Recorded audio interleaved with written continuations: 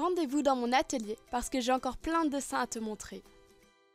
On va commencer par celui dont je t'ai parlé dans ma dernière vidéo. Après les yeux de dragon, les yeux de tigre.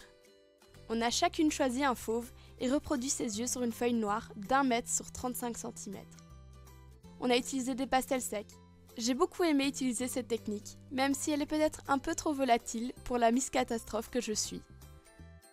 Ensuite, j'ai fait une petite série de 5 dessins panoramiques sur le thème de l'Asie. Ce n'est pas très réaliste car j'ai plus utilisé mon imagination que de vraies images et je n'ai pas non plus été sur place. En fait, je voulais donner ma propre vision de ce magnifique continent.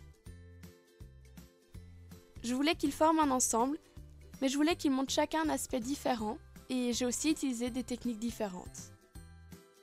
J'ai voulu reproduire une ville de l'époque industrielle. L'idée m'est venue en voyant le Bradbury Building, dont je suis tombée complètement amoureuse.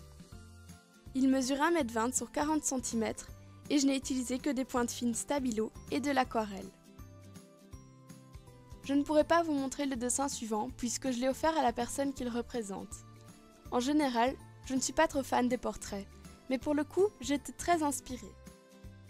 Sinon, c'est un format A3 et je l'ai réalisé à l'aquarelle. Le dessin suivant n'est peut-être pas le plus beau, mais c'est le premier que j'ai réalisé au Pro Marker. Ensuite, nous allons passer au dessin que j'ai réalisé cette année au cours de dessin. Tout d'abord, il y a la première lettre de mon prénom, que j'ai dû décorer avec des animaux et végétaux. Malheureusement, je ne pourrai pas te le montrer car il a été volé quelques semaines avant l'exposition, ce qui m'a rendu très triste. Le deuxième dessin qu'on a fait me plaît un peu moins. Il s'agit de 3 cercles, dont le premier représente un diamant, le deuxième une pupille et le troisième la lune. Mais je ne l'ai pas terminé.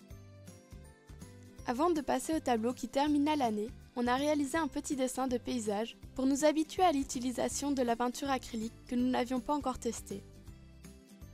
Et finalement, pour la grande pièce, j'ai choisi l'image d'une cascade qui me fait énormément penser à mon parc national préféré, Yosemite. Il mesure aussi 1,20 m sur 40 cm, comme la ville, mais celui-ci se regarde d'un peu plus loin. C'est ici que se termine la vidéo. J'espère qu'elle t'aura plu et n'hésite pas à me donner ton avis.